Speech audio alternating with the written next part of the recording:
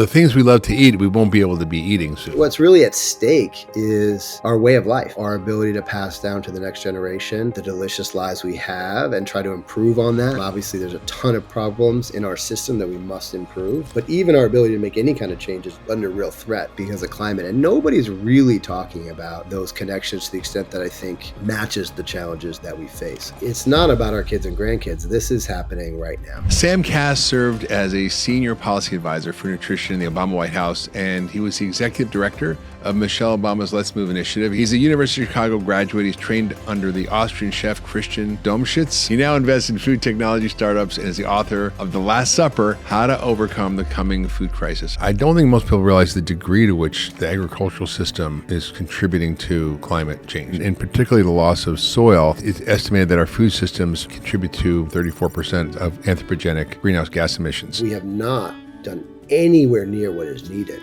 to prepare our system from an adaptation and resilience standpoint to ensure we're going to be able to produce food in this very volatile climate. For people listening who are saying, well, what the heck am I going to do? What can they do to actually change this system from the outside in? Hey, it's Dr. Hyman. I'm so excited to share this episode with you today, but before we dive in, I want to get your help. Please take a minute to hit that subscribe button, whether you're watching here on YouTube or listening on your favorite podcast platform. It truly means the world to me, and it helps my team and I bring you this podcast every single week. Plus, I don't want you to miss a thing. So thanks so much for being part of this community, and I'm glad you're here. Sam, welcome back to the podcast. So good to have you back. I think last time we did this, I was in New York City, and it was before COVID, and life was so different. And since then, you've been doing a lot of things. I was thinking about how you came to understand the world of food and agriculture from the perspective of a chef. It's very similar to how I began to understand how I couldn't really treat patients and cure disease in my office, that it was really started all the way back on the farm. Yep.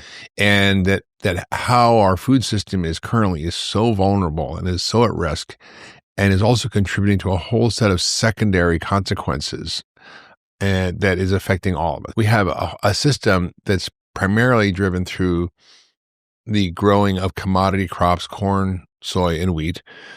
And those are used for industrial food, ultra-processed food primarily, as well as animal feed. And the way we do it has enormous consequences in damaging the soil and loss of biodiversity of pollinators, in the destruction of our waterways through the runoff of nitrogen fertilizer and eutrophication, through the depletion of our ancient aquifers, like the Oglala Aquifer that's being drained to trillions of gallons more than it's been replenished every year from rainfall. And then the food we grow has the consequences of harming people's health and causing metabolic chaos, which is why America is such a sick country. And we have a chronic disease epidemic. And then the government's paying the cost of that through all the healthcare costs of almost $2 trillion a year. We call these externalities. I don't like that term. We call things we don't like side effects on medication, but they're not side effects. They're just effects we don't like. And I think that the price of the food that we pay at the checkout counter is not the true cost of the food we're eating. It has so many harmful consequences. So you really laid a lot of this out in your new book, The Last Supper, which I think is tremendous. And it sort of lays out a roadmap for how we can get out of this quagmire that we're in and rethink our food and food systems and how it affects everything from personal health to national security to climate change and everything in between. So I'm really glad you kind of put that together. Let's start out by I think people will know your background. I'm going to say your bio. You worked in the White House. You worked for Obama. You helped with food policy, the Let's Move effort, rethinking a lot of the things around school lunches and the Healthy Hunger-Free Kids Act and all the things that were great that happened, which is kind of weird now that it's been co-opted by the Republicans. It was a Democrat issue. The Democrats don't want anything to do with it. Now it's Maha, not Michelle Obama. It's all a mess. But the at least the thing that I'm excited about is that finally someone is saying, "Hey, everybody, we've got a national emergency here. We've got a chronic disease epidemic, and we've got to dig into it." So maybe you can take us into your thinking about why you wrote this new book, The Last Supper, and what your central thesis is and what you're trying to achieve by getting this book out there in the world. This book, I first did it's based on this dinner that I do called The Last Supper. And I first did this dinner at COP21 in Paris when the world was coming together to try to set aggressive climate standards and goals. And COP is like an annual climate conference, right? Which had largely, been a failure until COP21 when we finally got the world to come together to set targets to try to keep global warming under 1.5 degrees. But at the time, literally nobody was ever talking about food and food systems and agriculture in the conversation. So I went there to try to, get food more on the agenda. And it's basically a dinner that's put together. And at the time, I really thought about it around the ingredients that our kids and grandkids would not have access to because of climate. And for a couple of reasons, I thought that was an effective way to start to do it. One is that, everybody relates to food, and where people don't really understand what 1.5 degrees means. Everybody understands their love and joy that they get from the foods they're eating every day.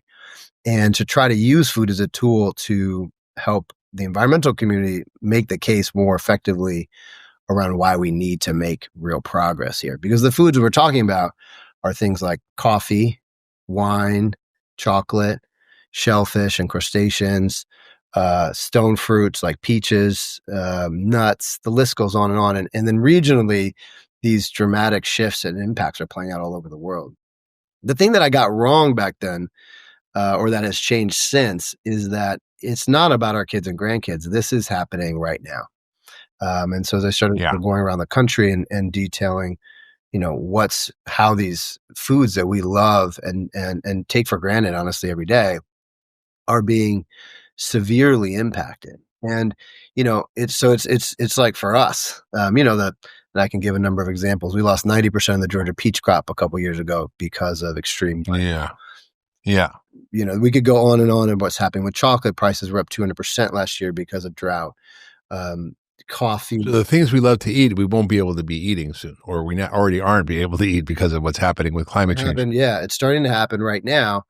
And, what's really at stake is our way of life, our ability to pass down to the next generation the delicious lives we have and try to improve on that. Obviously, there's a ton of problems in our system that we must improve, but even our ability to make any kind of change is under real threat because of climate. And nobody's really talking about those connections to the extent that I think matches the challenges that we face. So that's the point of the book, is trying to dig into what's happening really already. How does food and agriculture drive that problem in and of itself? And also where the solutions that it holds to solve, I think, is the most essential threats to humanity we face, which is climate and our health. I mean, it's true. I mean, most people think of, coal plants and the use of energy and greenhouse gas emissions from, the burning of fossil fuels. But I don't think most people realize the degree to which the agricultural system is contributing to climate change and particularly the loss of soil. I think, it's estimated that our food systems really contribute to probably a third, 34% by some estimates, of anthropogenic greenhouse gas emissions from the destruction of the soil, from the use of nitrogen fertilizers and the methane produced by cows, and all the combination from end to end is kind of staggering. Maybe you could kind of help us understand this, because everybody's focused on windmills and solar and rainforests and all this stuff that seems like it's the target for innovation or correcting the system. But it may be that the way we grow food, and we'll talk about regenerative agriculture and why it's important, the way we grow food and the food system itself is a much easier and faster and better target to actually fix the problem. I mean, 1/3 of all the soil carbon has been lost, which is accounting for, a large portion of all the greenhouse gases in the atmosphere.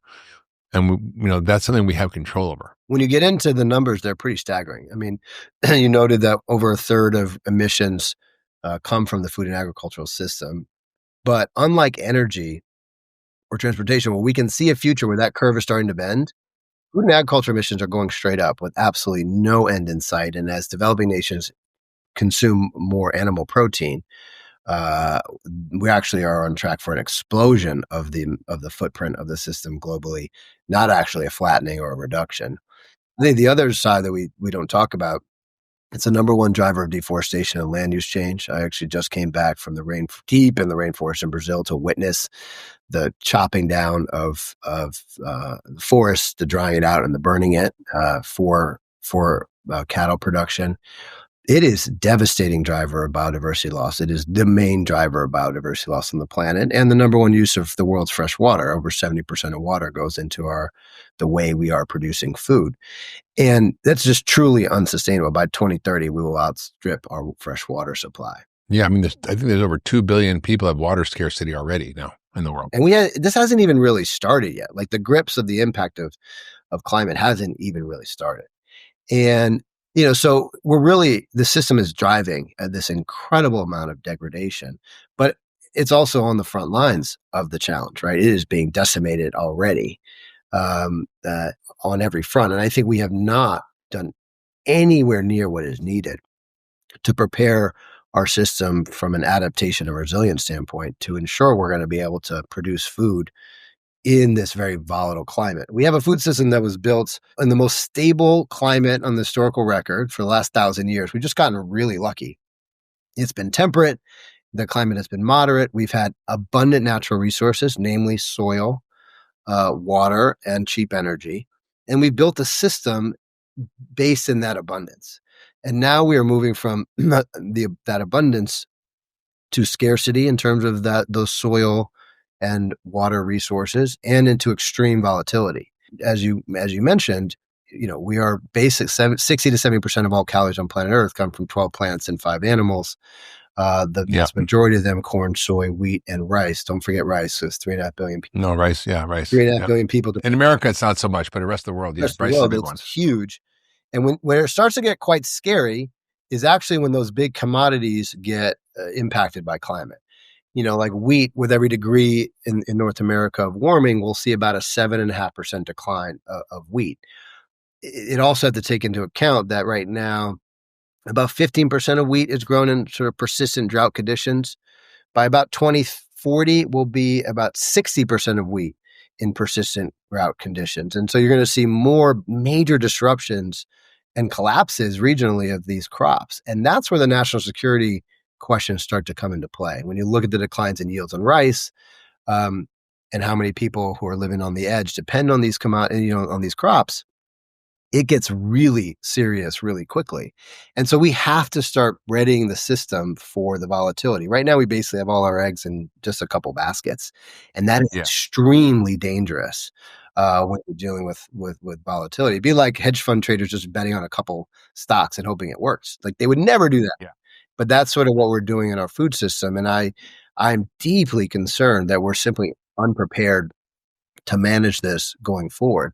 I will just say, and we can maybe segue into this later, but food and what you mentioned around soil and regenerative agriculture and the capacity for soil to sequester carbon, for me, and this is what I spend most of my time every day trying to work on and unlock, it is the only system on the planet that has the capacity not just to reduce their negative impact on the planet, but also sequester enough carbon in the time horizon the science says we have to make a difference. That's right. It's the biggest carbon sink on the planet is the soil. That's right. And we turn soil into dirt, meaning basically dust, like the Dust Bowl in the 30s, and that can't hold carbon. And it's amazing when you look at a resilient system, it's complex. It's not simple. When you have a commodity monocrop culture, and by the way, you mentioned animals, I think the meat production is the huge problem. It's not the cows themselves, which are essential for sequestering carbon in the soil. It's how we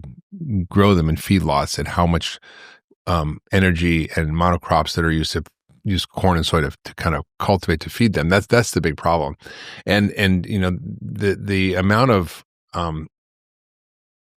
carbon that can be sequestered in the soil is huge, but not the way we're doing it. We're also seeing probably 40% of the soybeans sitting rotting in silos now because China won't buy them. So the whole geopolitical environment is actually driving even more food challenges and challenges to the food system and uncovering the vulnerabilities of it. I mean, your book subtitle is How to Overcome the coming food crisis, right? So like you're kind of you're looking in the headlights and the car's coming at you, and nobody else is sort of paying attention really, as far as I can tell. I've said the same thing. I wrote a book about a food fix. It's like it's so obvious when you start to look at the data and the science around it, but it's not something that's being talked about, focused on, and honestly, it's a national security issue. It's the stability of our whole country. And so having a resilient food system is really the key. So how do you think about shifting it? I mean, how to overcome the coming food crisis is the subtitle of your book. What are the things that we have to do to actually deal with the instability of our food system? When it comes to the hardcore national security, I mean, there's a long list of things that I think we have to do. Fundamentally, we have to become more resilient. We have to embed a lot more diversity into what we grow and how we grow it. Both the genetics inside any given crop, even for wheat, we're going to continue to eat a bunch of wheat, but we're only growing a couple of varieties. And some varieties will be resistant to some pest or disease. Some will be more drought tolerant. We need to, even in the commodities that we're growing, start bringing back a lot more genetic diversity into these crops. Secondly, we just got to start eating a lot more different kinds of more climate resilient foods, and start diversifying our diet, which I think from a health standpoint is also, very important. We also can't miss just the broader climate policy and aggressive investment in reducing emissions globally and preparing, a more decarbonized economy, not just here in the United States, but around the world, and helping developing nations as well reach those targets. There's only so much you can do within the food system. If we go, if we blow past 1.5, which we're already at, we go to 2 and to 3, there's only so much we're going to be able to control. And part of what's very concerning about what's happening right now is this widespread pullback around climate policy and climate investment, both in the public and private sectors. That is an existential threat to our health and to our well-being. And that has to change. And I'm not optimistic the next few years it will. But when we have the next chance to change, that is absolutely foundational to our ability to feed ourselves. And however much progress we've made will all be undone if prices are skyrocketing, people don't have enough money to afford the basic necessities. They're going to end up defaulting to the cheapest, most unhealthy food because it's going to be the only thing they can afford. So we have to embed much greater diversity. And I think part of what's going to be needed is we have to start finding ways to pay farmers to do the right thing and, start practicing different, more regenerative practices in their systems. And as they do that and start solving some of our biggest challenges we face, they should be rewarded for that. And there's different ways to go about that. But that seems critical. Farmers aren't making those kind of decisions because they're just not incentivized. So right now, the upside is not big enough to justify the risk that they'd have to take to make those changes. Because, it's risky. Every day you're dealing with so much risk as a grower. What the weather, the water, the pests, disease, the input prices, the markets to sell, everything is very, very sensitive to any kind of change. So to add any kind of, I'm going to change my whole system of growing is really risky. And unless they can be guaranteed, I'm going to get paid for this and it's going to work out for me on the back end, they're just not, it just makes no sense for them to make those changes. So I do think we need much stronger ag policy on that regard, as well as commercial pulls. And there's lots of what we can get into the weeds of different ways to do that. Yeah. I mean, I was talking to some senators who are, I know, friends of mine who are out sort of running for president in the last cycle or so. And they met with a lot of the Iowa farmers, and they said many of them really are wanting to shift over to more regenerative, sustainable practices, but they are stuck in a system that prevents them from doing that. And most people don't realize that the farmers are not the problem. It's our agricultural policies.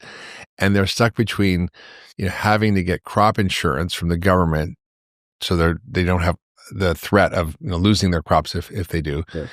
And they have to get the seeds and the chemicals and the crop insurance in order to get bank loans. So between the banks and the seed and the chem companies and the crop insurance, it's a vicious cycle that they're stuck in. And what I've been seeing on the marketplace, and I'd be curious to hear what you're seeing, Sam, is there are private equity companies and other investors actually taking the risk and either buying up conventional farmland and converting it to regenerative land like farmland and LP, or groups like Perennial that are going into private equity companies and actually helping create a bridge for the farmers and covering the cost of them converting over to regenerative agriculture, and where they're making more money, they're producing more food, better food, more nutrient-dense food. They're sequestering carbon, they're increasing biodiversity, they're using less water, they're using less chemicals. I mean, it's a win-win-win for everybody. And there are models out there, and you talk about Gabe Brown in your book. I know him very well. And I think, this is something that we actually have the science to do, and that farmers actually are more and more open to, but we have an agricultural system and from the policy level that is almost prohibiting this. And if farmers want to have a diverse set of crops that they grow, they get penalized and they can't get crop insurance. So if a guy's a corn farmer also wants to integrate vegetables or integrate animals or do other things, they can't do it. And so I think it's a fundamental issue. So I wonder if you could sort of unpack, we sort of highlighted a lot of the problems with our conventional system, the vulnerabilities of it, threats from monocrops, the increasing loss of soil biodiversity and water, and all the things we talked about. What is regenerative agriculture? Why is it important? And how do we define it? And how could we actually incentivize it from both a business innovation perspective and also from a government policy perspective? I think the simplest way to put it is we're investing in not just what we extract, but what we're building in the soil. And so it's generally a set of practices designed, and they differ by region, they differ by crop or animal. And so it's hard to say, here's the 5 things that makes it regenerative. For me, the outcomes are what's important. Are you building soil health? Are you building the biology of the soil? Is there increased carbon held in the soil? Does it have better water retention? Is the diversity around of plants and animals and bugs around and pollinators around that ecosystem growing, or are we wiping it all out? And those systems tend to be more productive ultimately. The problem is there's often a dip in productivity as you start to change and not rely on synthetic fertilizers to sort of boost yield. But really, it's about building soil health. And that is a really powerful tool that we have to sequester carbon and build resilience. There's countless examples around the world where, one part, there's a great tomato example in Spain where there's a part of the production there that got transitioned to regenerative. They had a drought. The people who were supplying from that farm had as many tomatoes as they needed. The people who were not supplying from that farm had no tomatoes because they couldn't harvest any tomatoes because the drought was so tough and didn't retain the water.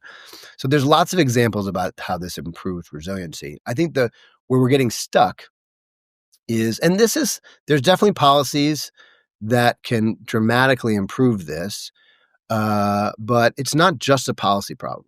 The question is, there's a cost to this transition. And the question is, who's going to pay for it? And right now, we can't ask farmers to pay another dime because they've been pulled away. They're going bankrupt and killing them. They have the highest rates of suicide of any population in the U.S., and there are many going bankrupt, and they basically scratch by a living, and it's basically a really tough life for them. That's exactly right. And this year is going to be very difficult, particularly for soybean farmers. And I'm very worried about what it's going to be. Because of China? Yeah, because they lost their biggest market. 25% of our soybeans go to China, and because of really it's the tariffs that are driving this short-term issue, but they're not buying our soybeans. So I think rural America is going to get hit really hard in these coming years. So so we have to fight. So anyways, I digress. We have to figure out who's going to pay for this. And the question's going to be, is it going to be taxpayers? Because right now, or is it going to be big emitters or consumers? And depending on, you can debate why it should be one or the other. Right now, in a high, people have been struggling with inflation. Consumers don't seem to have any willingness to pay another penny for anything that they're buying. And frankly, part of the harsh truth is that consumers right now don't know what a regenerative agriculture is, don't care about it, aren't asking for it, aren't demanding it. So then we ask, like, the CPG companies, like, we need you to buy more, regen, whatever. And they're like, that's great, but I can't sell it. So you're asking me to take on a big cost in this transition, but I can't, nobody wants to buy it. So they're like, I can't. So there's people in these bigger companies who are advocating for, supply, procuring much more regenerative ingredients. It's dying at the CMO office because the CMO is like, you want us to spend how much money, $100 million or whatever it may be, to help transition these set of ingredients, but nobody cares about it. So internally, there are these fights where it's just not going anywhere. I think one of the things that's come up is how do we price things, and what's the true cost of food? The Rockefeller Foundation produced a report a few years ago talking about the true cost of food, and it's basically $3 for every dollar we spend on food in collateral damage. And we talked about externalities, but I think there's a speech called "The Future of Food" that was given by then Prince Charles, now King Charles, in 2011, talking about this concept of the true cost accounting. Yeah. How do you build in the true cost of what we're doing, and who's accountable for that? Like Bobby Kennedy, when he was an environmental lawyer, got GE to pay over $1 billion to clean up the Hudson River from the PCBs because he held them accountable for the harm they're causing. How do we do that in the food system? I think the true cost accounting is absolutely right. But essentially what we're saying is we need to embed the costs of that food into society, which is going to mean just a dramatic increase in the cost of food to people. And I don't think that's a winner. Like, I don't see companies, politicians sort of advocating for that. So for me, I think there's different mechanisms to go about re-embedding that cost. One is like a robust carbon market system. Essentially what you're saying is, I think the only way this really works is just to get to my brass tacks after exploring every option I could think of. Yeah. There's a certain set of companies out in the world who have driven most of our emissions. And they have the most responsibility of our current situation and the most money to pay for it. Whereas the food and agricultural system is a really low margin system. So there's just not a lot of extra cash floating around to pay for all this stuff. I think we need a robust market that starts to pay for farmers initially to sequester carbon, and then to get into much broader ecosystem services like around water and biodiversity, and have the big emitters pay. Big emitters should be paying our growers to solve these problems and incentivizing the proper practices and ultimately improving the nutritional quality of our food, but through the lens of climate. I think that's the only way you have enough resources coming into the system to really pay farmers to make it worth their while to take on the risk associated with this transition. I think there's government policy around insurance, especially to help ensure that transition very specifically, which right now we don't really do. So there's government policies at play, but we just need to make the numbers work. And right now the numbers don't work. Aren't these big companies who are causing the problems, the big ag and food companies, the seed companies, aren't they going to resist this? They're not going to want to pay for ecosystem services. And I want you to explain what are ecosystem services, because there are countries that are literally paying farmers for the good they're doing to restore biodiversity and soil and water resources. So kind of unpack that a little bit and explain why would they be incented to do this? Because I agree with you. They should be paying for it, but how do we make them pay for it? It seems like the government's going to have to put some type of policy or regulation in place that forces them to do that. I'm actually, when I refer to the big emitters, I'm actually talking about like oil and gas and big tech companies. They're the ones who have profited and driven most of the climate footprint. It's growing in food and ag, but historically it is oil and gas that is definitely on the hook for the vast majority of emissions globally. And so if you set up a different mechanism, and carbon is established, it's not exploding right now like we all hoped it would. But if you have a robust system of carbon markets, basically a farmer starts doing regenerative practices, they measure their soil and see, okay, I've built 1 ton per acre of additional carbon per year. That gets measured and underwritten by a third party to say, yes, we verify this. And then that farmer can sell that credit for, $30, $40, $50 to Exxon, say. If you think about, there's 95 million acres of soy, 93 million acres of corn, we can talk about all the negative issues there, but those are huge. Just those 2 crops alone, you're talking about massive amounts of sequestration, and then the money in there to help those farmers transition. That's what I think is going to have to happen, because so far we've been talking about this for a long time, and farmers aren't transitioning at scale. It's happening little by little. We have to ask ourselves the honest question, like, farmers are super smart. They're managing all this complexity, and they're not making this leap broadly. And I think it's basically because the numbers aren't working right now for them. And that's the kind of thing that has to happen to make them work. I think you can set up similar markets around water use, like how do we reduce our water? And then how do we measure and improve biodiversity? Those are also things that could be turned into credits that people are then funding farmers to do. So that's what I think is needed. And we were making a lot of progress on that. The current administration has unwound all of that and sort of gone in the decidedly opposite direction, undoing all the ag climate policy work that had been done in the previous administration. I find that to be unconscionable and very scary, given how much worse things are getting.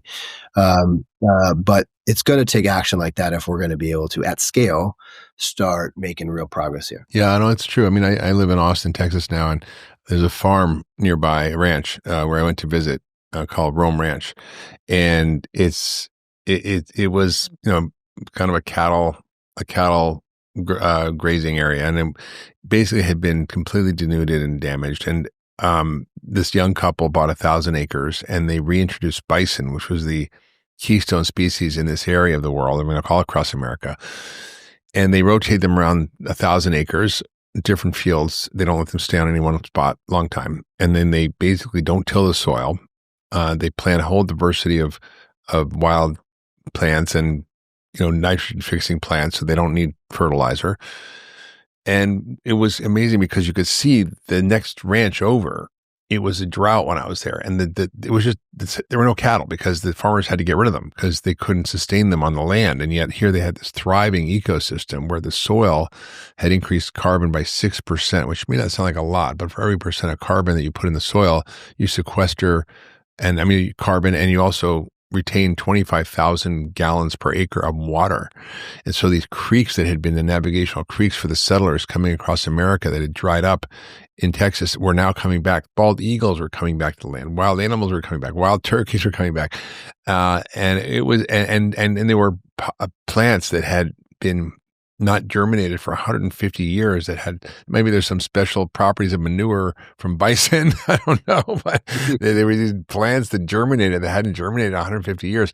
It was really amazing to see this kind of life come back just by following nature. And I think the best way I think about regenerative practices, it's mimicking nature and complex ecosystems, which are far more resilient. If one plant dies in a rainforest, big deal. If one plant dies on a monocrop corn or soy, and if it's corn or soy, it's a disaster. And I think from a national security perspective, from an economic perspective, from a climate perspective, from an environmental degradation perspective, it just makes so much sense. And I think, one of the things that I noticed you mentioned in your book was that we should be eating less meat. And I agree that the current way of growing animals or raising animals is a disaster through the confined animal feeding operations, or CAFOs, which are basically factory farms. They're a disaster for many reasons, and we can unpack that.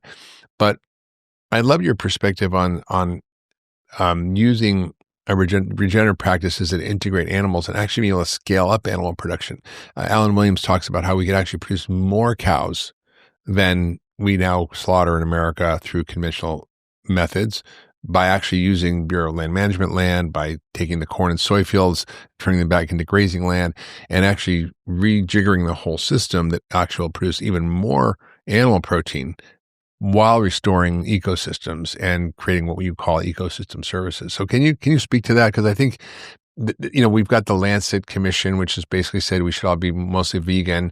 And there's a whole narrative out there that you want to save the planet, be a vegan. But I think, Bill Nyman's wife talked about how it's not the cow, it's the how, or maybe it was somebody else. I forget who it was. But it's basically, it's like not the cow that's the problem, it's how we raise the cows. Can you speak to that? Yeah. So I think this is obviously a raging debate.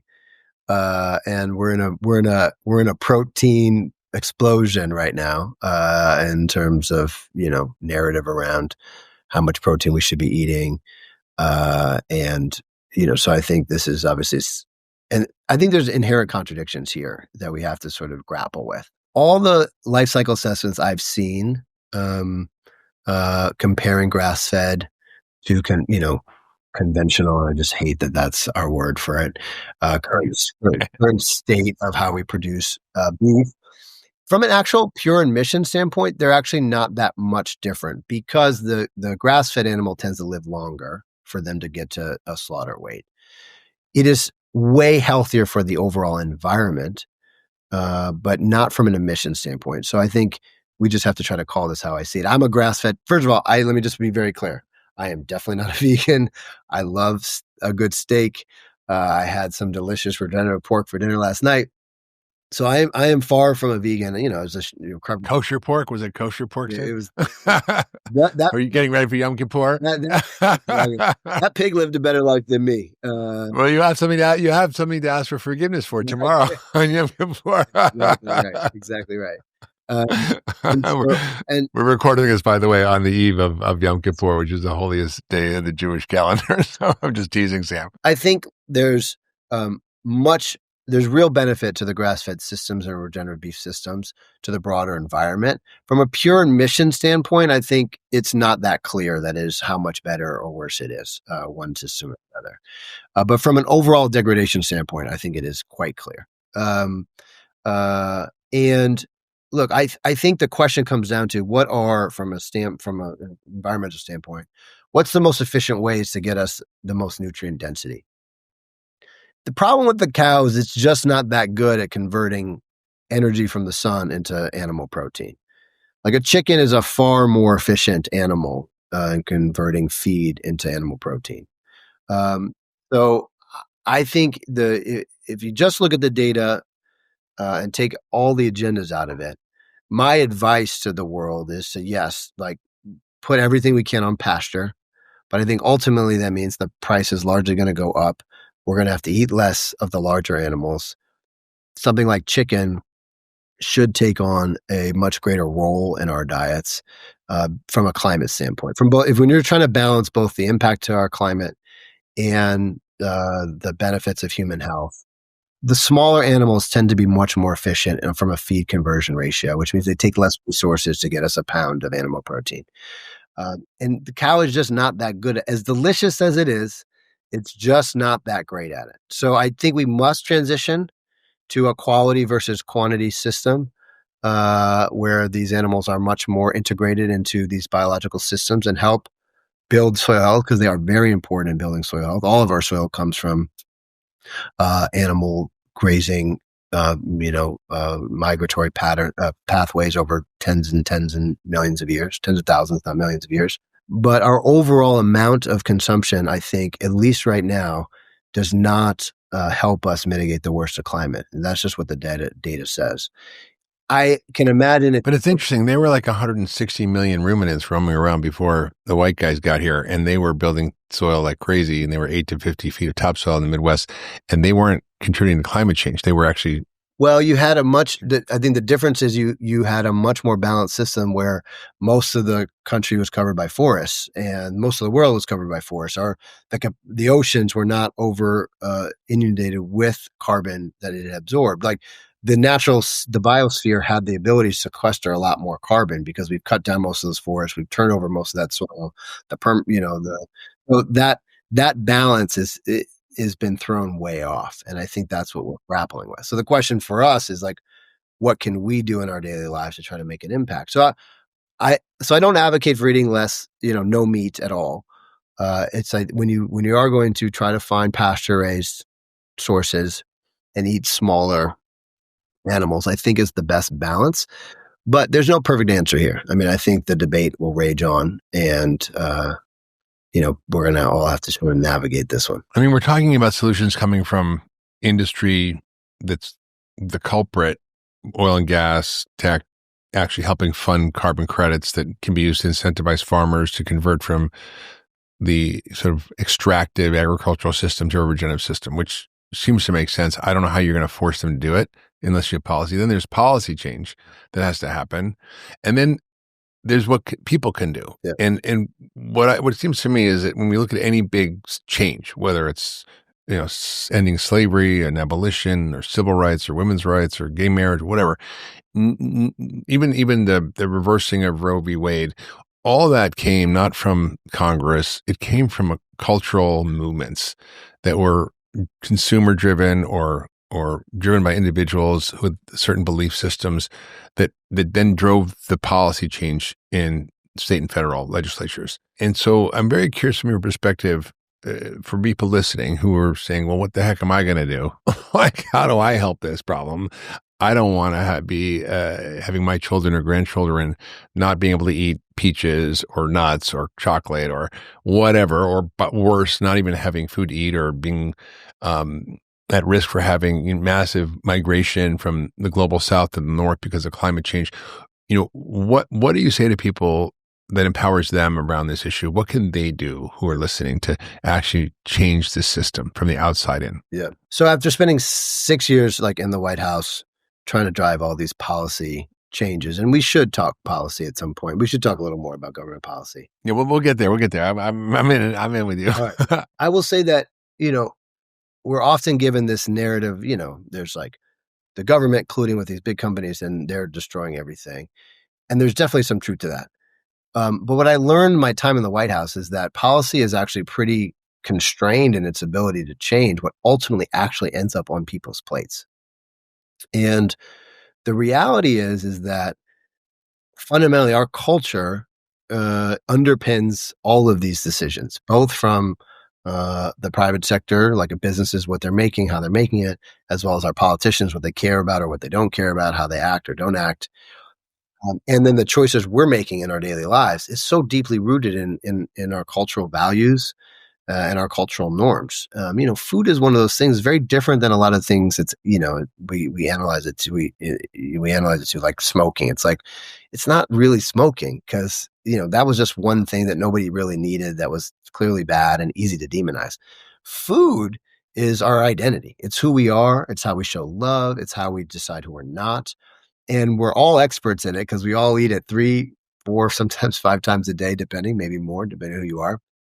And our culture really underpins the decisions that we are as a society making. And I think if we don't do the hard, messy, slow, difficult work of shifting our culture, policy is always going to let us down. Businesses are going to continue to act as they do. And we're not going to see anywhere near the amount of change that we need. And cultural work is hard because you don't get much credit for it. It's hard to kind of track exactly. But I think how you led into this question is exactly right. These big breakthroughs and big transitions are really fundamentally cultural shifts that then get, the manifestation in a policy form or in a business start to follow with their policies. That's what has to happen. And I think we've seen a real evolution over, say, the last 30 years in culture around food here, but it's still nascent. And we haven't turned it into a true movement. Now, MAHA has definitely made some real progress in some ways there, but it hasn't really translated into this is the norms of what dinner looks like in America. These are what we expect from our community, our state, our local leaders, and our federal leaders. And I think it really does start with us at home and what we think of as normal. I told this little story in the book.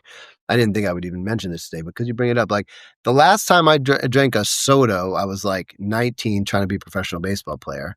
And my good friend Karan Walker, who was a couple years older than me and just had gotten drafted, I got a Mountain Dew late one night on a Saturday. We were out, hanging out, going out. And we stopped at a gas station. I got a Mountain Dew. And he was like, "Why would you drink that garbage? It is pure poison for you." And he's like, "Look at the ingredients." And I looked at it. And he was like, "You're right." And I never touched a soda since then. It was because he set a new cultural norm. If you're an athlete and this is how, you want to be, you want to make it, you don't drink garbage. And I think for all of us, how we impact each other matters. So just in our home saying, you know what, we care about what we put in our body. We're going to start paying attention. That sets a new norm for your family. And then when you go into your work to say, hey, this food environment is making it hard for me to make a good choice and it's impacting me. Can we try to improve the offerings here? That all of a sudden starts to change the culture of wherever it is you work. I don't care where it is. It could be a daycare center, it could be a big corporate job, or anything in between. That starts to impact the culture of that place. Wherever you are, your church, your synagogue, your temple, it doesn't matter. just raising the question, advocating, organizing some people around it, saying we expect the food that we're eating here to improve our health and to be done in a way that preserves our farmers' ability to continue to produce food for generations to come. Those values can start to really shift and underpin all kinds of things that are even hard to imagine from now. And all of us have that voice.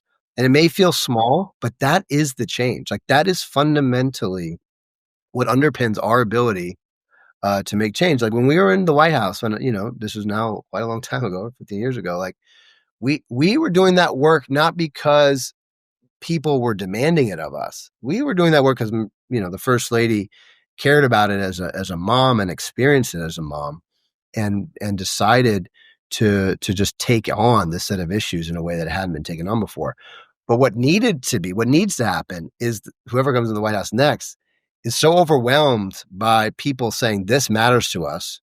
We expect you to have aggressive policies, both on the sustainability and climate regenerative side, as well as on the health side, and we will hold you accountable. And if you don't do it, you're out.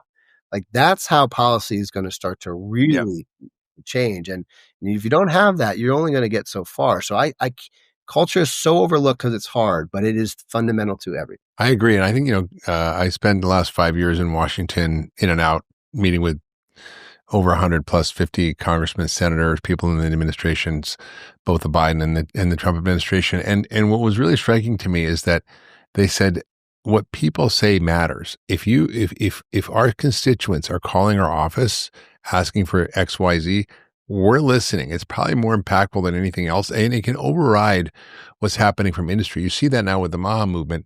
I actually have become friends with Roger Marshall, who's the head of the MAHA caucus in the Senate, and I wrote about him in my book Food Fix, and how he basically, in a hearing in the Congress when he was a congressman, was belittling the testimony of somebody who was saying that the food we're eating is a contributor to our chronic disease epidemic and obesity. And he's a doctor himself. He's an OBGYN.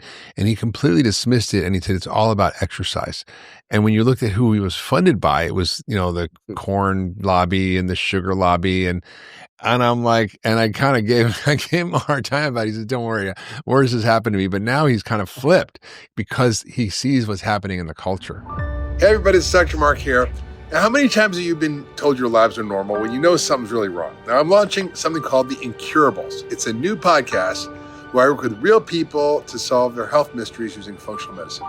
Now, selected guests for the podcast get free comprehensive lab testing through Function Health.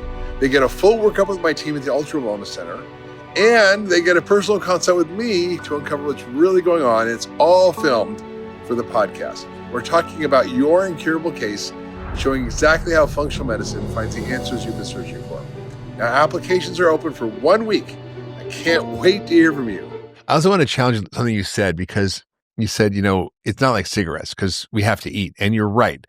But the difference is what we're eating is not definitionally food. And if you look at the Oxford English Dictionary, the definition of food is any nutritious substance, nutritious is a key word here, that people or animals eat or drink, or that plants absorb in order to maintain life and growth. So what we're eating, ultra-processed food, by definition, is not food. We don't actually need it.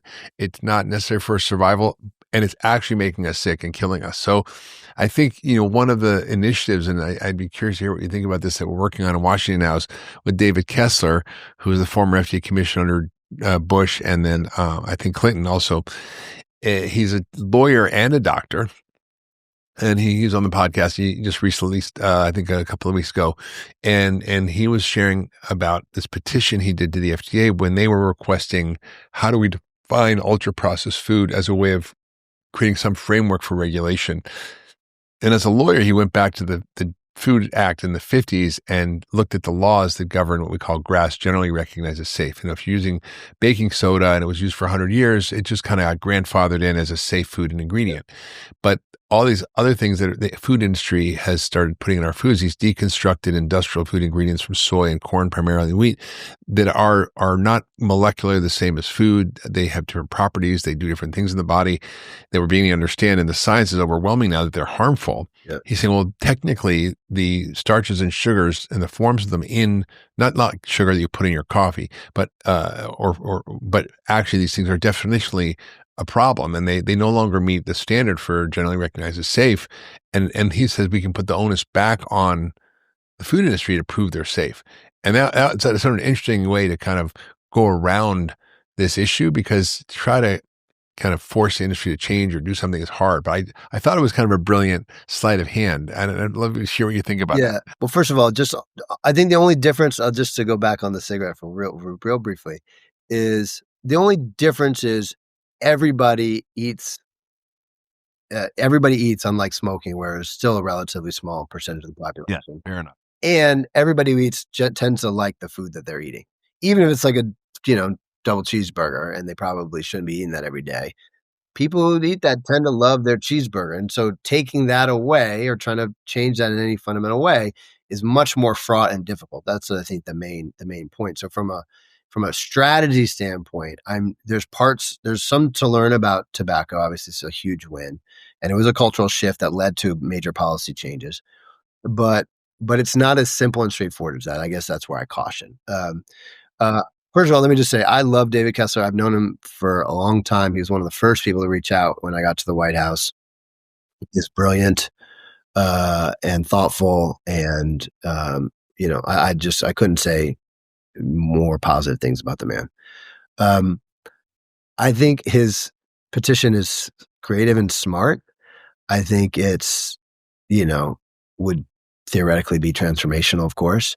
I don't see any path where legally that could work, because you have to show harm. Like, the problem is, like, a piece of bread or a cupcake on an individual basis is not harmful.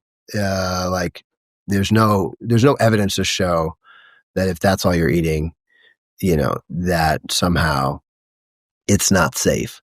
It's the aggregate dosage among the sort of, population that is leading to these big declines. Yep. And regulating that, I think, would not stand up in court, is my read on it. And from what, some folks that are harder on the law side of this, their read on it, I think it's like because it's hard to prove harm on any one of these products. It's very hard to prove, like, wheat is killing us, right? Like, and so I don't see it going anywhere, but theoretically, I think it's really smart. And I do think cuts to the heart of the challenges we face, which I liked. I do have concerns that we're paying attention to the wrong things right now. That is the core of it. Like, those empty calories are driving the metabolic disease that we're facing. And it is a policy proposal that gets to the thing that would make a big difference. Now, whether it's in that form or we should try to figure out other ways to curtail the amount of empty calories, particularly of sugar, that are being pumped into our diets, I'm all for and here to go to war over that. And I, support it theoretically. I just don't think it will go anywhere. And I also think, by the way, it's not going to fly. I also think that what hasn't happened yet, there's been no policy changes that are threatening really, like, how people are eating. And there's been no backlash, like, because of it. And I don't but just wait till the country freaks out because you're going to make sodas more expensive, or we haven't seen any of that yet. That's where it starts to get politically way more dicey than anything that we've seen recently. And you also have to have policies that are smart enough to withstand that, because that, whether you like it or not, that's just the reality. You got to bet that the industry is going to pay a lot of money to fight back. And I got plenty of scars to prove how hardcore they play. And you got to be ready to fight that with a strategy that can overcome that. And sometimes you win, sometimes you lose. I think if your policy is so overreaching is maybe the wrong word, but so expansive in your reach, you're going to take on so much that I don't see how that could move forward, even if it legally had a path. But worth a try. I mean, it's bad. The situation is bad, so we got to try everything we can. Well, it's sort of interesting how pernicious and deliberate the industry is. And I was involved testifying for Senate Bill 25 in the Texas legislature. And it was basically to really improve the health. And what they were doing was food labeling and ingredient warnings about specific ingredients, their additives. They were talking about how we change, things in school and have funding for nutrition education in medical school and creating a nutrition advisory committee and, empowering, the committee to look at scientific studies on ultra processed foods and colors and additives. And it passed, but at the 11th hour, the food industry got involved and they put in an amendment that basically decapitated the fundamental provision of the bill, which was to properly label the foods that were harmful. We're not talking about taking the ingredients out. We're just talking about like highlighting the harm that we know of these ingredients on the label. And I was so excited this bill kind of finally got passed, but it was the deliberate and sneaky kind of legal maneuvering and lobbying that happened behind the scenes. And I saw this happen with Governor Morrissey, where he was trying to do the same thing in West Virginia. And I know him personally and his wife, and they said, yeah, the food industry came in and said, oh, you're going to get rid of, these dyes and so these chemicals, but that means, grandma puts a red dye in a cupcake and sells it at a bake sale at school. She's going to go to jail. I'm like, you don't want that. And so they're doing all these crazy messaging, and we had to combat that and say, no, this is actually not what is going on. And I think it's kind of, they're so well organized and they're so deliberate. And I laid out how they do that in my book, Food Fix, Sure. and it's coming out with a new version of Food Fix Uncensored in February. But it's really about this sort of ways in which any progress is met with massive resistance from the food industry. And I wonder how you think that we can work around this. Is it through business innovation? Is it through changing culture? Like where are the levers? And how do you see MAHA as an overall movement and as a wedge in through to the right path? There's problems with it for sure, and I agree. But how do we create a wedge for that? I think to answer the first part of your question, I know I ask 3 questions at once usually. they're all big ones, man. They're all the ones I am super eager to answer. I think we often talk about the food industry as this monolith. And what I experience in DC is that they're not. Like, there are some companies that are just horrible. Like, fight against everything, fight to make, when we were there, they made pizza count as a vegetable because of the tomato sauce. When we were trying to limit the amount of pizza or made French fries count as a vegetable. So we had to change like how we regulate lunch to make sure there was an additional like green vegetable as a part of it. Some company, and it's like the, ConAgras of the world, like they are horrible, right? As you would see them. But there's others that are much more progressive and willing to do either what's right or feel like, they're positioning themselves for a healthier kind of consumer and see an advantage there. And so they're willing to play. I think they're dividable, I guess is my main point. So one thing is to find out who's just going to fight you. And then can you get some industry support? And there's probably a bunch of industry who would have no problem with the label on the front of their pack because they got mostly decent stuff in there. And they would love the advantage of having their competitors look terrible with like big X's or stop signs on the front of their pack. And I try to do front of pack too. So we have a lot of war stories there. But it's the thing that moves the needle the most, like in South America, where the black warning stop signs on the front of packages of food that's harmful are the biggest lever that was seen in South America to create behavior change and stop people buying those foods. Well, I think the evidence that I've seen even more so, it drives a lot of reformulation. Because companies don't want to have to put reformulated, right? They start pulling out the excess sugar and fat because they're like, oh man, that looks terrible, and so let me get out in front of that. So it's actually an incredible driver of reformulation to the better. I think the thing that we don't focus on in terms of dealing with companies is Wall Street. Right now, I've experienced a bunch of CEOs who were not, you'd probably put them as sort of the enemy per se, but we're trying to move their companies in a better direction and almost got fired for it, right? Because their, sales may have taken a little dip or they seem like they're not focused on the most profitable products. And, Wall Street doesn't like that.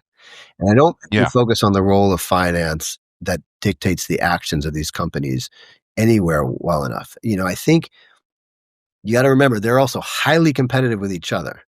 They're fighting for pennies. Like one extra pack a week and makes a big difference, and they're fighting against each other. So they're not just like friends. There's sometimes where there's a threat that brings them together, but otherwise they're competitors and they're fighting tooth and nail for every dollar in our wallet. So I think there's opportunity to use that to our advantage in a way that we haven't always.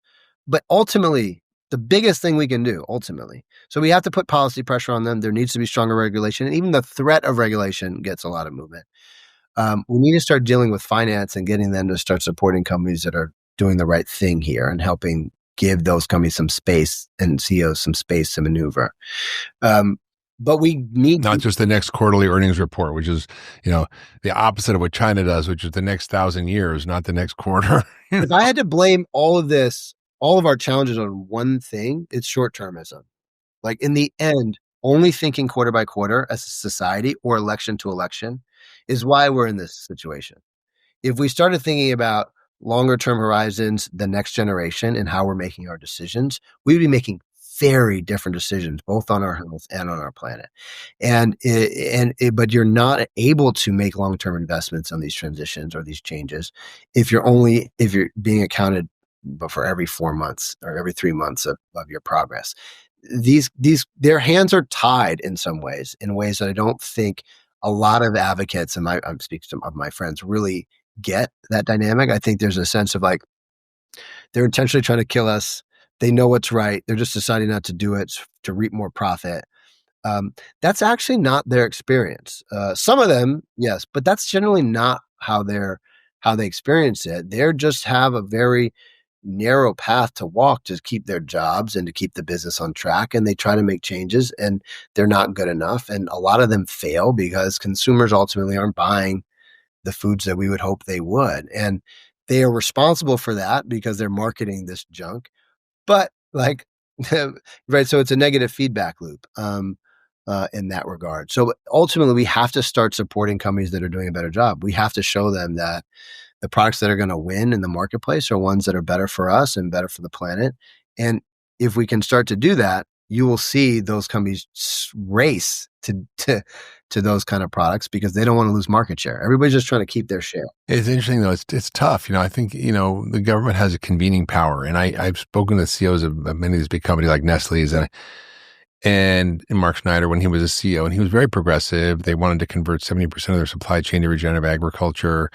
They wanted to reformulate, but he said, look, if I do it independently, I'm going to lose market share to my competitors, and we all have to do it together. Yep. And so you can't collectively collude as an industry because there's antitrust laws, but the government could convene the CEOs and say, hey guys, gigs up. Let's rethink our food system. Let's get creative. Let's reformulate. And it's happening globally. And I think, one of the problems is you mentioned the quarterly earnings report pressure. There's a number of CEOs that have tried this, like Denise Morrison from Campbell's tried to improve the supply chain and improve the quality of the products and removing certain ingredients. Indranuya from Pepsi did the same thing. They both got canned, and their boards fired them because they were doing this. And that's very discouraging to me because you have CEOs from these big companies that are trying to do something right. And the financial earnings reports and the short-termism, as you describe it really inhibits any progress. How do we kind of navigate around that? Yeah, I mean, I think we need to, and this is probably regulatory, is start accounting for other fiduciary responsibilities besides only return to shareholder value. Because right now, that's Wall Street's sole responsibility is to maximize shareholder value. And they should be responsible for other implications of those investments on society. And if they had it in their legal mandate to also take into account the impact of their investments on the health, well-being, or the planet, as an example, they would then have to start measuring that. And there's examples of that in Europe. And that changes how investors have to operate legally. And that changes how then CEOs and their boards have to manage these companies. That's the kind of thing that has to happen. I think culturally, from a finance standpoint, we're very far away from that. But I think I think these companies are only going to get so far unless we make that kind of change where they have a actual legal responsibility to take into account the impact of whatever product or service they're putting into the market. If we had that, then we'd have a framework and opportunity to start moving these folks in a fundamentally different direction. But right now, they can say, "Listen, I'm on Wall Street. I'm just looking at, do I think this company's going to make more or less money in the short term or midterm?" And that's all that they're calculating. And if they think it's going to go down, they think they're not going to have a good next couple of quarters, and they pull their money out and stock goes down. Yeah, I knew both those women, and they were amazing and trying to do better. Flawed in many ways as it was, but really genuinely trying to make a difference. And yeah, they did not last that effort. I agree. In fact, I write a little bit about it in the book as that example. It was a tough lesson for me to understand that they're not sole actors in this. Well, Sam, you have a lot of insight, not just as a chef, not someone who's just helped with the Let's Move efforts, and not just as an investor who's looking at companies that are creating innovation in the sector, trying to solve these problems through tech solutions, which I think is amazing. But you were the senior policy advisor for healthy food initiatives in the White House, and if you were now in the White House or at HHS or USDA, or maybe you were the food czar if there was one. I was labeled that. How would you be kind of harnessing at least the cultural awareness around Make America Healthy Again, and help the senators and congressmen and the people at the USDA and the FDA and HHS who want to do the right thing? And I know these people, they want to do the right thing. Yeah. They're trying to figure it out. They're trying to navigate how to change the thinking and change the policies, but it's kind of messy. So how would you kind of coalesce this and harness this incredible movement that's now sort of emerged? Yeah. And there's parts of it that I think are really problematic. As I said, we can leave those alone for now, but there's a lot of good stuff around food and around a chronic disease that is being spoken about for the first time. What would you be advising Congress and the White House and the agencies to do? And how would you create a roadmap for starting to change some of the things that need to get changed? Yeah. Big question. You said you want to talk about Maha. It is a big question. I think it is important to talk about what I think is really positive in this moment, and then some of the concerns. Because I do think some of the concerns are undermining our ability to move things in the right direction. I think I give RFK a lot of credit for bringing these issues back on the national stage. I a lot in that world say it's for the first time. I obviously, since we were saying many of the same things, I fundamentally disagree with that, but that's okay. It's not about that. And I think his critique, as harsh as it is, I think holds a lot of truth. And I think it's for all of us who've been working on these issues for a very long time, a breath of fresh air and evocative to hear somebody who now leads HHS, the biggest department of the federal government,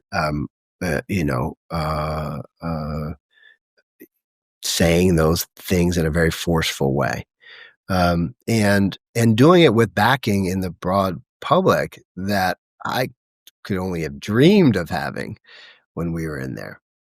And I think the one thing that is starting, and I got to say, let me just take a moment to credit you, because what's happening now, and you've played a real role in this is becoming a bipartisan issue, at least for now, in a way that leaves me feeling like I'm living in the upside down, because so many of these people, I could just play you clip after clip, railed against us as the nanny state and fought us tooth and nail on everything. Yeah. And if I had any support in Congress at all, kind of like the Twilight Zone. I really feel like I'm living in the Twilight Zone. I mean, it's good, but it's like, and if this should be a bipartisan issue. We worked really hard to make it not a threatening in its face, so we could try to bring as many people into the tent as we could. It was much more aggressive in terms of our strategy, but what we tried to show to the outside world was let's all join hands, we'll work all together, and let's see what we can do. So it should be like that, and that's right. I do fear that the bipartisanship won't last after this administration, but I'm hopeful that some parts of it can last. I think the problem right now, and this maybe can lead us into what we should be doing, is like a lot of the narrative then around like what is actually the problem and what are the solutions. I just find to be totally off base. And we're not focusing on the things that matter, and it's leading to confusion and concern. And I can't, we can just take the two ones that are the loudest so far, at least from what I can, ascertain. I am not a fan of food dyes. I'm happy to see them go. The Fruit Loops with food dye is without food dye is still Fruit Loops, and nobody should be eating that. It's not good for you. And the reason why all these companies have lined up, Coke with sugar or high fructose corn syrup, right? Yeah. It's still a hyper processed, terrible food. The reason why those food companies lined up is because it actually doesn't really matter that much. Yeah. And there's really very little evidence. There's really no real evidence that the food dye itself is causing any of this metabolic problems. It can cause other things, right? It can cause, ADD and allergy, and there are problems with them, but it's not. You're right. They're not causing you to gain weight, right? And if they were, if the science was there to prove that they were harmful, then this director of HHS would ban it. The problem is you can't really prove that. You have to revoke an approval. You have to prove harm. And that evidence just really isn't there, which is why I think he's gone the voluntary route, even though that was not sort of the initial framing of that announcement. I also, and you and I will probably disagree a little bit on this, I think the seed oil piece is just so off base. I agree with you, Sam. Oh, you do? Okay, great. I did a whole podcast on it. I think it's a distraction. Oh, thank you. So I was ready to go back and forth. No. It is. It's sugar and starch. That's like the boogeyman. It is wrong. But here's the problem. And the reason why we have to talk about this is there's a conspiracy approach to this policymaking right now that actually isn't rooted in the evidence. And it adds to confusion. And we have the Secretary of HHS at a fast food restaurant promoting horrible food for people because it's fried in beef tallow, which the evidence shows is definitely not healthier for you. And it's still a cheeseburger and French fries. Well, it's probably healthier than doing it in trans fat, which is what they used to do. Yes, of course. That's true. And look, we worked to ban trans fat. So I agree with you on that. That was a big fight and we won that one. So I agree with you on that. But when we start to focus on this, what we're doing is distracting from the issues that matter most and creating a ton of confusion. And, we can leave vaccines out of it, but vaccines play a huge role in this. And it's extremely concerning to me about what's happening there. And the acetaminophen announcement whenever this was recently, it's so bad, Mark. It's so bad. And it needs to be called out, because I can't tell you how many text messages I'm getting from friends like, should I vaccinate my kids? Can I take Tylenol? Is it going to kill me? And my kids, when you look at the evidence, there is no evidence for any of this. Well, there's correlation, but not causation. And that's the problem. You can't draw conclusions about causality from these studies. And we've seen that's the big issue. But this is the danger here. But when you at the press conference, they said it was causal, and it just is not. Organic, we've seen a 3x increase in autism since 2000. We've seen a 5x increase in organic food consumption since 2000. Is it organic food that's driving our autism spike? Of course not. My joke is this: if you did a study of 55-year-old woman had sex, you would conclude that pregnancy never results from having sex. Right. But that doesn't mean it's true. It's not true. And so these things really matter. And they are undermining the public confidence and creating confusion, which then impedes our ability to make progress on the things that do matter. And you're saying keep your eye on the ball. We have to keep our eye on the ball. This is just alarming. So I actually am now very worried that this movement is going to actually undermine the public health in a way that we've never really seen in modern times. And, with vaccine rates falling, outbreaks increasing, This is like life or death stuff. This is not stuff to mess around with. And we are. And so now, like, if we even Although, just to be fair, Sam, the amount of people dying from vaccine-related illnesses is like a minuscule fraction of the amount of people dying from metabolic disease that's caused by the food we're eating. It's just it's like a rounding error. And not that we should not vaccinate. We should. I'm pro-vaccine, but I'm just saying that when you look at the numbers, this is my point. I agree that we're focusing on the wrong thing. And I think it'd be a missed opportunity if this administration and the people within it didn't actually double down on the food issues. And I think that is something that is sort of happening under the scenes. Like there's a lot of work being done that isn't catching headlines. And I think the press, unfortunately, likes to grab these headlines around Tylenol, around vaccines, around the measles outbreaks. But what's happening, and I'm on the inside of some of these conversations, so I know there's a revision of dietary guidelines that I think are more attuned to what the science is saying. There's also efforts from the FDA to define ultra-processed food, to create a proper regulatory path. The NIH and the FDA have created a regulatory science initiative that actually will fund the understanding of how these things should be regulated. The NIH is wanting to fund more nutrition research.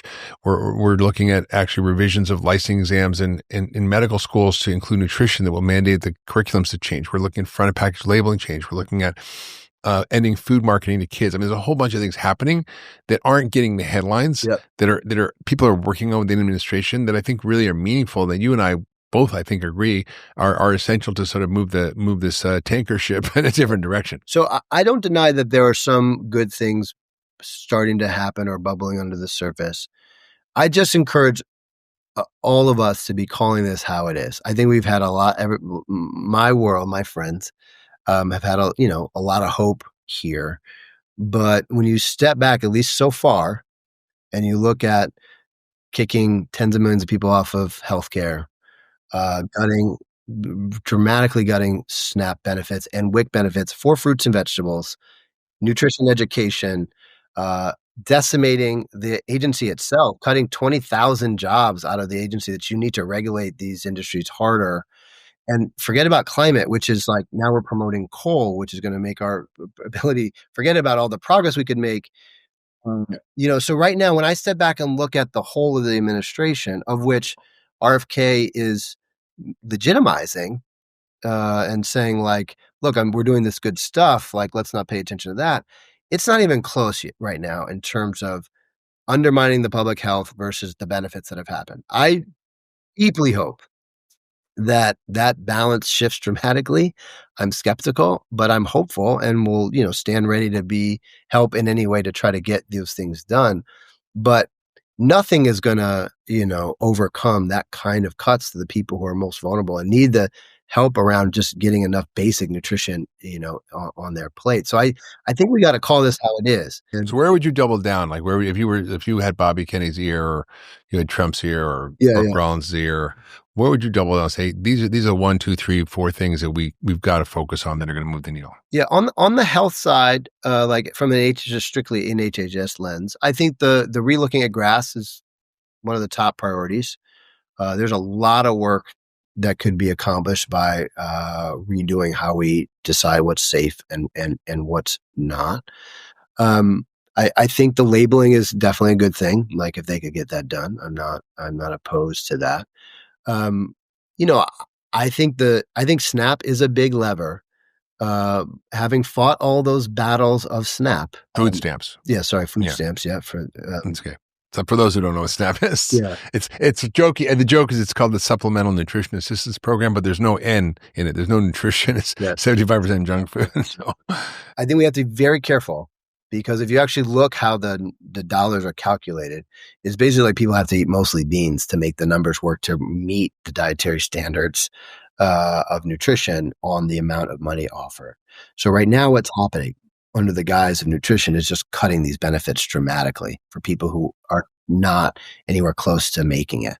What needs to happen, and what I would support strongly, is real nutrition restrictions, not dissimilar to WIC, which is, I would say, one of the government's, the Women, Infants, and Children's Program, which is one of the most effective programs that government has on nutrition, and its basis is probably the most effective. But you have to meaningfully increase the SNAP benefit so that people have enough money in their pockets to buy the more nutritious food. anything that doesn't do both is just a cover for cutting benefits to poor people, which has obviously been a priority for one party in Washington for as long as time. So like that, we have to be very careful not to get caught in that trap. I agree. And I fought this fight. I started working on the first waiver 15 years ago. Yeah, So incredible. I'm in it. And now, isn't it weird that the Republican states are all submitting these waivers for SNAP so that their populations are restricted from buying soda or junk food on SNAP benefits, which is kind of crazy. It is crazy. And but we got to make sure that they're also advocating for those families that have enough money to buy nutritious foods. And that's what's missing right now. Yeah. And if we don't, you're going to see people just finding other ways to make those dollars stretch, and it's not going to be any healthier. So that's a big lever and an important one. I think school nutrition has a big opportunity to take another pass and level up those standards. I mean, when we got in there was no standards basically on anything being sold in schools. We got a lot done, but that was quite a long time ago now. I mean, the biggest fast food outlet in the country these days is schools. Yeah, I write about this in the book. The first time I went into the School Nutrition Association conference, I walked into this hall, and all you could see, as far as you can see, just giant, was just, every hyper-processed food being pushed on our kids, through this thing. And I literally just started weeping. Like, I just started crying. It was really hard to see. It's come quite a long way, but nowhere near what it should be. And I think there's some real intractable problems there that are very hard to solve, but a big opportunity. Look, I think in the end, this comes down to sugar, mainly as the first big culprit. I think there's very tough, but possibilities around how you use taxes around sugar. I think soda tax doesn't really make much sense to me, but sugar tax could be a very powerful tool, but politically fraught. The corn thing. Yeah, it's also just like people like their Coke and they don't want it to go up, and like if you're going to make somebody's Coca-Cola be more expensive, people don't like that.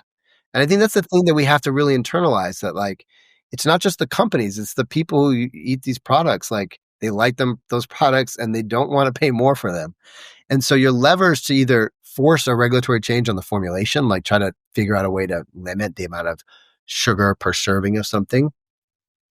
That's a hard one to do. So those obvious giant levers are hard to find, which is why I think, policy has a role to play, but really shaping what is on our tables is we may not be as powerful as we think from a policy standpoint. I think the biggest thing that needs to happen though is on the ag side, where the government is much better positioned to have a huge impact, is on the agricultural side. And we need to be de-risking these transitions. So we should cover from an insurance standpoint the transition. We should be helping with massive amounts of technical assistance about how to actually do it. Because a lot of farmers don't really actually know these new systems. They've been farming that way their whole lives. They need supports. They need probably some premiums for those sort of outputs or new markets that'll pay for it. The government can play a huge role in enabling that transition.